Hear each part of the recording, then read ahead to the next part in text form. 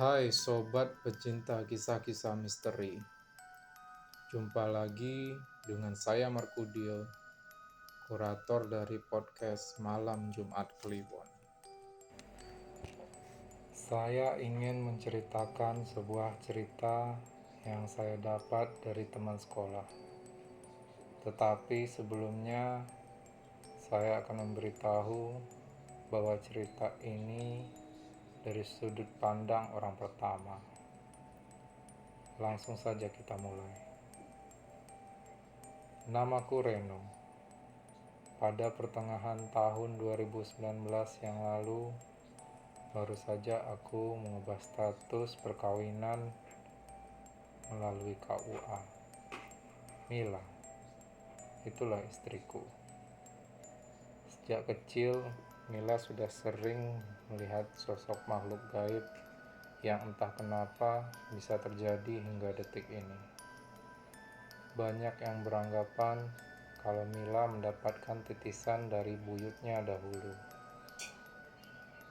Sebelumnya, aku bekerja di salah satu vendor bengkel motor resmi di Jawa Timur. Namun dengan alasan tertentu, aku memutuskan untuk resign pada Desember 2019 dan menerima tawaran lowongan pekerjaan dari teman lamaku yang ada di Jakarta. Aku dan Mila harus segera pergi ke stasiun. Keberangkatan kereta yang tertera pada tiket adalah pukul 15 WIB. Mila, semua sudah masuk ke koper? Tanyaku. Mila yang masih sibuk menata baju ke dalam koper berkata, "Iya mas, ini masih bingung mana saja yang harus dibawa lagi." "Bawa secukupnya saja," kataku sembari tanganku masih mengikat tali sepatu yang sedang kupakai. Hari sudah sore. Aku bersama Mila sudah berada di stasiun kereta. Dan tepat pukul 15 WIB, kereta datang. Segera aku dan Mila masuk ke dalam gerbong kereta sesuai dengan tempat duduk yang tertera pada tiket. Saat kereta baru saja berangkat, di balik kaca jendela gerbong kereta, aku melihat sosok berjubah hitam dengan wajah yang samar sedang melambaikan tangannya di samping pintu keluar stasiun. Seketika, aku tersentak kaget melihat sosok misterius itu. Setelah sosok itu menghilang, aku segera berdoa agar sosok itu bukan pertanda buruk untuk keluargaku. Singkatnya, setelah tiba di Jakarta pukul 4 pagi, aku menuju kontrakan yang sudah aku pesan melalui teman lamaku dengan menggunakan mobil online dari area stasiun. Dalam perjalanan, aku baru menyadari sopir itu sesekali melirikku dari kaca spion tengah. "Dari Jawa ya?" kata sopir mobil online itu dengan suara yang terdengar sedikit serak. Aku mencoba untuk menghiraukannya. Aku sudah cukup lelah untuk berbincang-bincang. Tapi entah kenapa mobil yang aku tumpangi seperti sengaja digoyangkan dengan cara memainkan gas dan remnya. Iya pak, dari Jawa Timur," jawabku dengan sedikit mual ingin muntah di dalam mobil itu. Saat itulah mobil perlahan keadaannya mulai stabil. Karena sikapnya yang aneh itu, aku memastikan tujuanku melalui Maps dengan HP yang sudah aku pegang di genggamanku. Terlihat mobil yang aku tumpangi tiba-tiba menyimpang dari jalur pada aplikasi Maps. "Loh pak, ini harusnya lurus," ucapku dengan sedikit ngotot. "Saya cari jalan tikus biar cepat sampai," kata sopir itu. Aku hanya bisa diam dengan masih melihat HP yang masih membuka aplikasi Maps. Istriku yang berada di sampingku merasa takut. Dirinya takut kalau ada kejadian di luar nalar. Saat arah Maps sudah terdeteksi sesuai dengan arah tujuanku,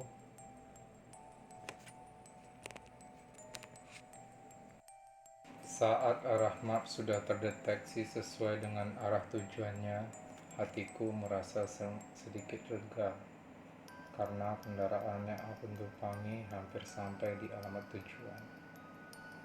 Setelah mobil itu berhenti pada titik tujuan, aku segera turun dari mobil dan memberikan uang tunai sesuai jumlah yang ada di aplikasi. Saat itulah sopir itu menoleh ke arahku. Aku dibuat kaget saat dirinya menyeringai dengan kondisi wajah yang sedikit hancur, dengan leher yang kondisinya sedikit lebam. Bahkan tangannya terlihat melepuh seperti bekas tersiram cairan keras. Tak hanya itu, dia semakin melotot dan berkata, "Cepat keluar!" Aku dan istriku berteriak dan segera berlari menjauhi sopir gila yang ada di dalam mobil itu. Terlihat gerbang kayu besar bertuliskan kontrakan mawar. Aku yang berada di depannya mencoba memanggil temanku. Namun tidak ada jawaban. Sesekali aku mengintip dari sela gerbang kayu itu. Tidak ada siapapun di sana, hanya terlihat rumah-rumah kontrakan yang berdampingan dengan masing-masing pintu rumahnya tertutup rapat. Tidak ada pilihan lain. Aku hanya bisa menunggu. Sekali lagi, aku mencoba menghubungi untuk yang kedua kalinya, tetapi tetap tidak ada jawaban.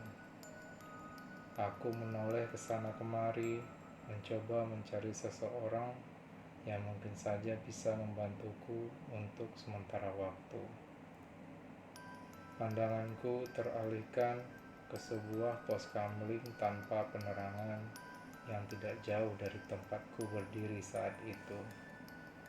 Terlihat hanya cahaya lampu jalan yang sedikit menerangi pos kamling itu. Saat aku mendekatinya, entah kenapa, pos ini tidak berfungsi layaknya pos kamling pada umumnya.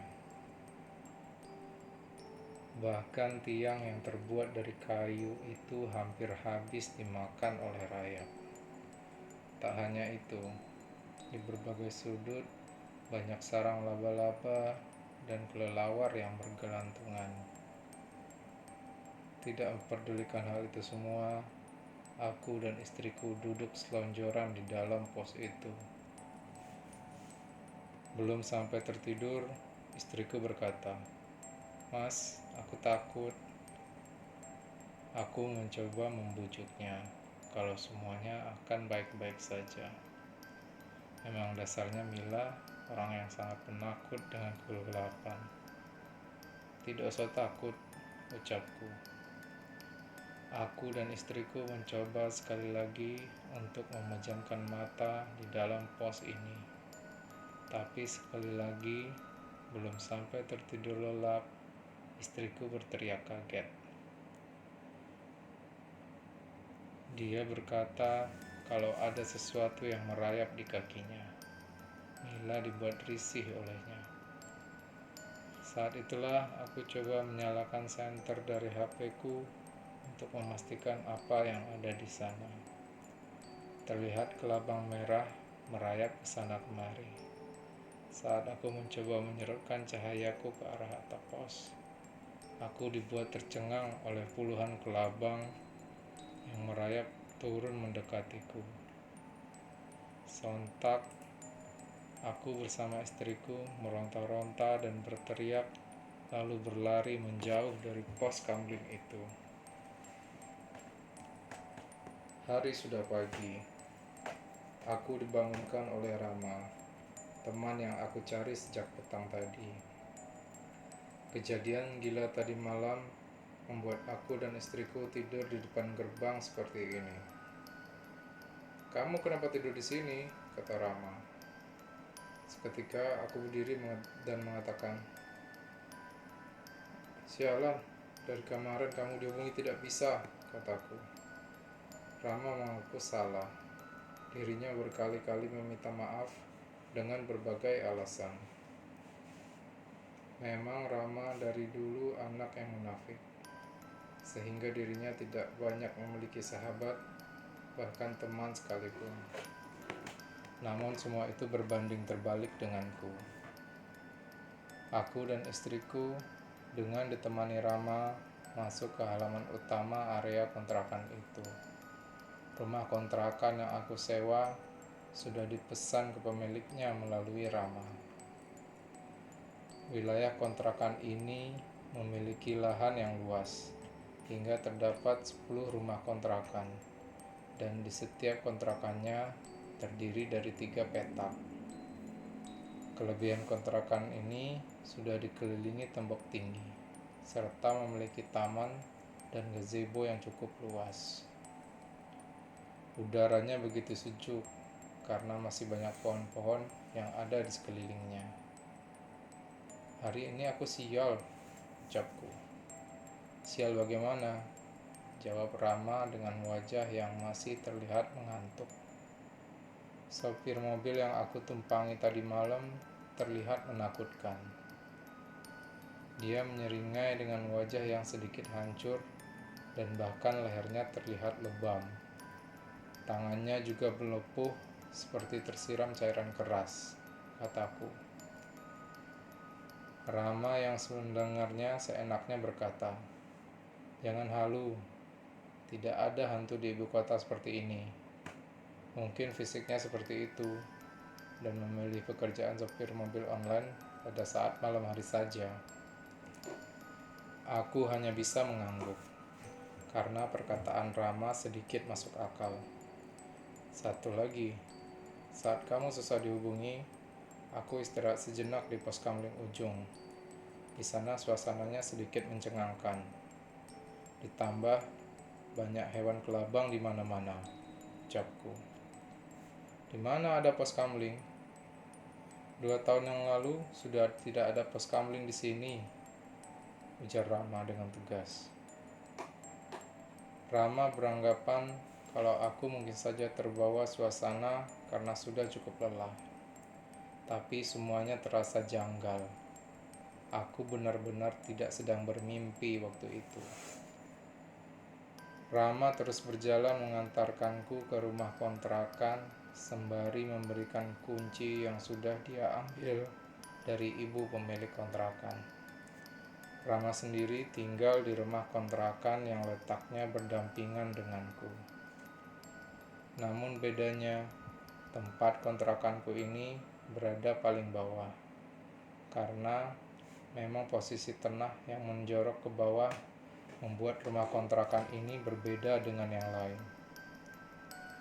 Yang lebih sialnya lagi, kontrakan baruku ini berhadapan dengan rumah kontrakan yang hanya diisi oleh banyak perabotan yang tidak terpakai. Tempat itu memang diperuntukkan untuk gudang oleh pemilik ibu kontrakan. "Rama, ini kenapa saya dapat kontrakan bawah? Apa tidak ada yang lain? Atau cari tempat yang lain?" ucapku. Rama tersenyum sambil berkata, "Emang kenapa? Takut? Kontrakan di sini sudah penuh, hanya ini yang kosong. Di tempat lain juga banyak yang sudah penuh. Ada yang kosong, itu pun harganya sangat mahal. Tak ada pilihan lain. Aku baru saja sampai di kota perantauan. Hanya ini pilihanku untuk memilih tempat tinggal." Hari sudah sore. Aku dan istriku baru saja selesai membersihkan rumah yang sudah dikontrak ini. Tidak ada yang aneh di dalam rumah. Cat dinding di seluruh ruangannya masih tampak bersih, walaupun ada sebagian atap plafon yang sudah terlihat rapuh. "Mil, kamu mandi sana. Habis itu istirahat," ucapku. "Iya mas," jawab Mila. Saat aku baru saja memasang lampu teras, tiba-tiba saja aku mendengar teriakan Mila di dalam kamar mandi. Aku yang mendengarnya seketika berlari dan menghampirinya.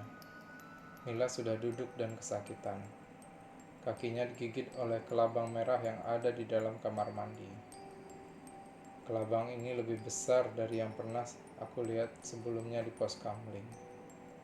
Kurang lebih ukuran panjangnya sekitar 8 cm. Aku pun segera memukulnya dengan gagang sapu hingga hewan itu benar-benar tewas. Aku segera mengobati luka gigitannya dan menyuruh Mila untuk istirahat saja. "Apa ini pertanda ya mas?" ucap Mila. Mencoba untuk tidak menakutinya, aku alihkan pembicaraanku ke hal yang lainnya. Hari sudah malam. Aku baru saja salat Isya berjamaah. Di atas kasur, Mila berkata, "Mas, saat aku mandi, aku juga menyium bau anyir dan seolah ada yang mengawasiku di dalam kamar mandi. Mungkin karena bau dari kebun belakang punya orang yang masuk ke jendela kamar mandi," ucapku. Sebelumnya aku sudah melihat sekeliling rumah, memastikan tidak ada yang mencurigakan dari lingkungan ini. Keesokan harinya, aku sudah siap untuk bekerja dengan Rama, membawa motor miliknya menuju ke kantor. Letak kantornya sendiri tidak jauh dari rumah kontrakan. Hanya saja, karena daerah yang rawan macet, mengakibatkan banyak menyita waktu. "Aku berangkat dulu ya, Mil. Kalau takut, nyalakan lampu di semua ruangan rumah," ucapku. Mila mengangguk mengerti. Saat aku baru saja keluar dari gerbang kontrakan, aku memastikan pos kamling itu benar adanya. Namun, entah kenapa, saat aku melewati jalan pos kamling itu, sudah berubah menjadi tumpukan material batu. Pos kamling itu benar-benar tidak ada wujudnya sedikit pun. Sesampainya di kantor, aku sangat sibuk dengan urusan pekerjaan saat itu, hingga aku harus lembur malam ini. Namun, di lain hal, aku juga memikirkan keadaan Mila yang ada di rumah kontrakan itu. Saat itulah aku mencoba menghubunginya dengan chatting melalui WA untuk sekedar memastikan keadaannya sekarang. Setelah mendapat balasan dari Mila, aku cukup lega karena Mila dalam keadaan baik-baik saja. Setelah menyelesaikan pekerjaanku, aku segera kembali bersama Rama. Jam sudah menunjukkan pukul 12 malam. Untuk yang kedua kalinya, aku mencoba untuk WhatsApp Mila, memastikan sekali lagi keadaan Mila. Namun, kali ini tidak ada jawaban darinya. Aku berpikir mungkin saja Mila sudah tertidur lelap di atas kasurnya. Sesampainya di rumah kontrakan, aku mengetuk pintu, memanggil Mila dengan pelan. Setelah hampir 3 kali aku mengetuk, akhirnya dia membukakan pintunya. "Astagfirullah, siapa kamu?" ucap Mila. Entah kenapa dia terkejut melihat suaminya yang baru saja datang. "Aku suamimu, Mil. Kamu kenapa?" ucapku dengan sedikit tegang dibuatnya. Sekali lagi aku memastikan bahwa saat itu aku benar-benar adalah suaminya dengan cara mencoba melihatkan handphone milikku, lalu memperlihatkan isi chat dengannya. "Terus siapa itu mas? Tadi mas barusan dan tanpa basa-basi pergi ke kamar mandi," kata Mila dengan perasaan takut. Aku dan Mila seketika menuju ke arah kamar mandi untuk memastikan siapa yang ada di sana. Setelah pintu kamar mandi terbuka, tidak ada siapapun yang ada di dalam sana. Perasaan takut yang aku rasakan benar-benar terjadi di malam ini. Keesokan harinya, Saat aku berangkat kerja, seperti biasa bersama Rama. Di dalam perjalanan, aku mencoba menanyakan tentang hal janggal yang terjadi pada rumah kontrakan itu. Rama yang masih memegang setir motornya berkata, "Tidak apa-apa, itu cuma pengenalan awal saja. Yang penting harganya murah kan?" ucapnya. Rama seolah tidak mempedulikan apa yang aku alami bersama istriku malam itu.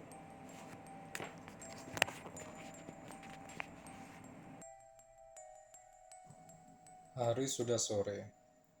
Untungnya hari itu aku pulang dengan cepat sebelum matahari terbenam.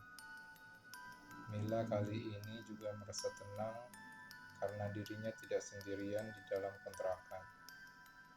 Tidak ada yang mencurigakan saat waktu sudah menunjukkan pukul 9 malam. Namun, setelah aku terlelap dalam tidur, tiba-tiba terdengar saja suara pukulan dari kaca jendela depan. Aku mencoba bangun dan memastikan apa yang sedang terjadi. Saat aku baru saja mengintip di balik pintu jendela rumah, tiba-tiba saja listrik rumah ledakan ini padam begitu saja. Aku meraih senter yang kebetulan letaknya tidak jauh dari jendela itu. Saat aku senter ke arah rumah kontrakan kosong itu, terlihat sosok wanita berpakaian batik Belanda melotot ke arahku. Sosok itu kondisinya begitu memprihatinkan. Wajahnya pucat dengan kedua matanya berwarna merah marun. Bahkan lehernya terikat oleh tali tampar berwarna putih yang mengeluarkan darah segar. Sosok itu juga berulang kali menggedor jendela kaca. "Mas," ucap Mila di belakangku. Dia terbangun dan mencari keberadaanku. "Astagfirullah," ucapku sembari aku menghembuskan nafas panjang ke arahnya. Entah suara gederan kaca dan sosok yang menampakkan diri itu hilang seketika. "Ada apa, Mas?" ucap Mila dengan masih penasaran dengan apa yang aku lakukan. "Tidak ada apa-apa, Mil," ucapku dengan masih mengenter ke sana kemari, memastikan sosok itu benar-benar sudah hilang di hadapanku. Segera aku menyalakan listrik dari MCB meteran, karena terlihat semua penghuni kontrakan lain masih dalam keadaan menyala. Setelah itu, aku mencoba tidur dan membicarakan semua kejadian tadi kepada Mila agar dirinya bisa lebih waspada dengan keadaan ini. Keesokan harinya, sepulang dari bekerja, Mila bercerita saat dirinya berjalan untuk belanja sayur. Tiba-tiba saja ada seorang ibu-ibu dari salah satu penghuni kontrakan yang lain berkata kalau rumah hunian yang Mila huni sebenarnya adalah tempat gudang dan sudah lama tidak dihuni oleh manusia. Bahkan beliau berpesan untuk berhati-hati jika di rumah sendirian. Dirinya juga sering mendengar suara-suara aneh saat malam hari. Saat itulah Mila mendadak ingin pindah dari rumah kontrakan ini. Dia takut kejadian yang sudah terjadi terulang kembali. Keesokan paginya, aku mencoba membicarakan ini dengan Rama, dengan harapan agar bisa membantuku dalam situasi seperti ini. "Mau gimana lagi? Tunggu 1 bulan sampai habis masa kontrakan saja, baru nanti pindah," ucap Rama dengan santainya. Tak banyak bicara, aku segera menemui ibu pemilik kontrakan. Sesampainya di rumah pemilik kontrakan itu, aku mencoba membicarakannya dengan baik-baik. Membenarkan jika rumah kontrakan yang aku huni adalah bekas gudang dan sudah lama tidak dihuni oleh manusia. Ibu pemilik kontrakan tidak bisa mengelak. dirinya membenarkan hal itu. Parahnya lagi, Rama dengan sengaja mencarikan rumah kontrakan itu karena dirinya mendapatkan komisi dari pemilik rumah kontrakan. Saat itu juga, aku memutuskan untuk resign dan membereskan semua barangku ke dalam koper untuk segera kembali ke kampung halamanku. Rama berulang kali menelponku. Bahkan dirinya meminta maaf. Kali ini, Rama benar-benar membuatku kecewa dan bahkan hampir saja istriku menjadi korban dari sosok gila yang ada di rumah kontrakan itu. Sesampainya di stasiun tempatku tinggal, aku dikejutkan dengan sosok misterius itu. Kali ini dirinya seolah menyambut kedatanganku di kota ini. Aku dan istriku yang melihatnya segera berlari menjauhi sosok aneh itu. Selesai.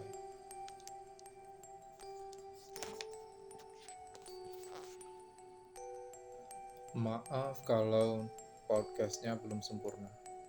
Mudah-mudahan podcast selanjutnya bisa lebih baik daripada yang sekarang.